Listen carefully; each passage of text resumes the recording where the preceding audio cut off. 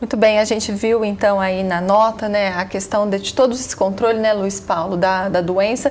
E tem, né, Santa Catarina, por exemplo, que é zona livre de febre aftosa sem vacinação, que foi um status que conseguiu, né, nos últimos anos, né, Luiz Paulo? Sim. Eles conseguiram essa condição, né, pela comprovação da não circulação viral e o não aparecimento de casos. Então, é uma condição que a Organização Internacional de Epizootias determina em algumas regiões, já que se trata de um estado dentro de um país que é livre da doença, porém, em função da vacinação. Muito bem, teve no início do nosso bate-papo, você comentou, né, que animais até como suínos têm são acometidos pela febre aftosa. E por que, por exemplo, o suíno não é vacinado, só bovinos e bubalinos?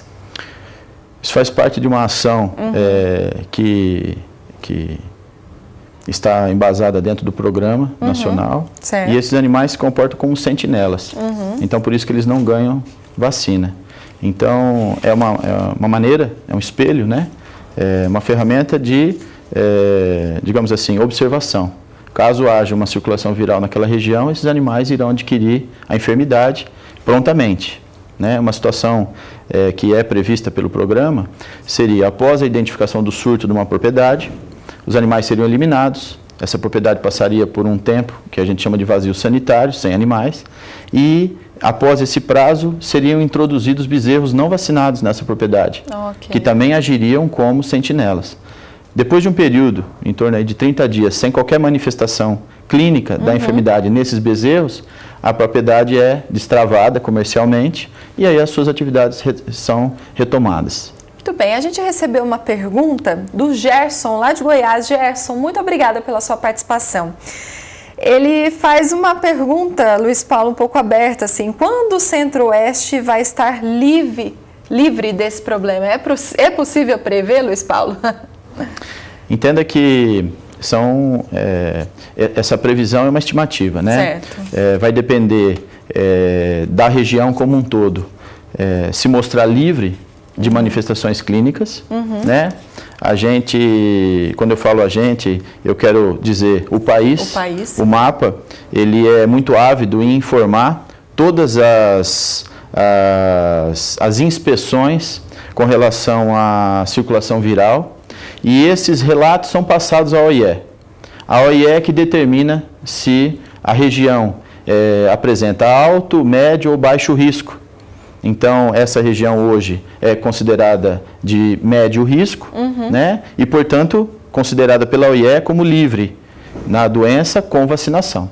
Então, esses passos não dependem só do governo, do MAPA e de todas as organizações responsáveis. Depende de um órgão internacional para vir aqui e também classificar essa região como livre com vacina, livre sem vacina e assim por diante. Ok, então respondida a sua pergunta, Gerson. Luiz Paulo, a gente já está caminhando para a reta final do programa, mas vamos falar um pouco de manejo, né? Como que deve ser o manejo de vacinação contra a febre aftosa? Tem que ter toda uma preparação? O gado que vai ser preparado para receber essa vacinação e qualquer outra vacinação, né, ele precisa estar calmo, ele precisa ser conduzido ao curral de uma forma calma, com bom senso, né? Manejo racional, então. Um manejo racional. A gente gosta muito do termo da ambiência. Então, se o animal se sente ambientalizado, ele caminha bem, ele se comporta bem mediante aquele manejo, né? A vacina, ela precisa ser, essa vacinação, ela é realizada em maio e novembro, né? Maio de 0 a 24 meses e novembro o gado geral, de mamanda caducando. Essa vacina, uma vez adquirida num estabelecimento comercial, ela deve ser mantida refrigerada, numa temperatura entre 2 e 8 graus. O proprietário tem que se preocupar muito com a manutenção dessa vacina dentro do curral, né? Com caixas de isopor, com fontes de gelo e durante a vacinação a troca, né? A substituição desse gelo, se possível, e alguns itens relacionados ao ato de vacinar, né? Por exemplo, a gente preconiza que a vacinação seja feita pela via intramuscular ou subcutânea, como é realizado na grande maioria das situações. Essa área geralmente é escolhida na tábua do pescoço.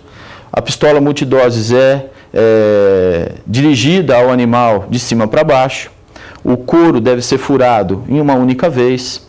A gente não deve movimentar a mão durante a vacinação em função de evitar o refluxo, né? Escolher uma área que não esteja suja por esterco ou por barro, tá ok? E, como eu disse, se a agulha entortar ou entupir, ela deve ser trocada imediatamente. Do contrário, a gente preconiza a utilização de até 10 vezes pela mesma agulha. Depois a mesma precisa ser substituída e essa utilizada deve ganhar aí uma solução antisséptica, ficar imersa ali por alguns minutos numa solução antisséptica para ser novamente reutilizada. Ok, Luiz Paulo. Bom, como você viu, a vacinação contra a febre aftosa é obrigatória, né? A gente só tem Santa Catarina, que é livre de febre aftosa sem vacinação, mas tem toda uma questão de manejo. Você tem que seguir essas regras que o Luiz Paulo comentou, de conservação de vacina, de troca de agulha, de higiene, para que você garanta a imunização da doença no seu animal. Então, Luiz Paulo, quero agradecer a sua presença aqui hoje no Ouro Fino em Campo, trazendo essas orientações, explicando para a gente o que de fato essa doença que causa até um terrorismo no país, né, por conta do impacto econômico que ela tem. E foi fantástica a sua explicação. Muito obrigada. Eu que agradeço. Em nome do Instituto Qualitas, em meu nome, e reitero que estou à disposição, tanto da Ouro Fino quanto qualquer um telespectador que se interesse pelo assunto e que esteja ao nosso alcance para poder responder e sanar qualquer dúvida aí. Ok. Foi um prazer. Prazer, até a próxima. E obrigada também pela sua companhia. Hoje a gente vai ter uma edição extra do Ouro Fino em Campo, exclusivo para o Facebook da Ouro Fino Saúde Animal. A partir das 5 horas da tarde, hora de Brasília, a gente vai trazer algumas soluções para serem usadas no manejo de vacinação contra a febre aftosa. E amanhã tem o nosso último bate-papo especial sobre a doença. Começa às 11h30 da manhã pelo horário de Brasília. A gente espera por você. Tchau!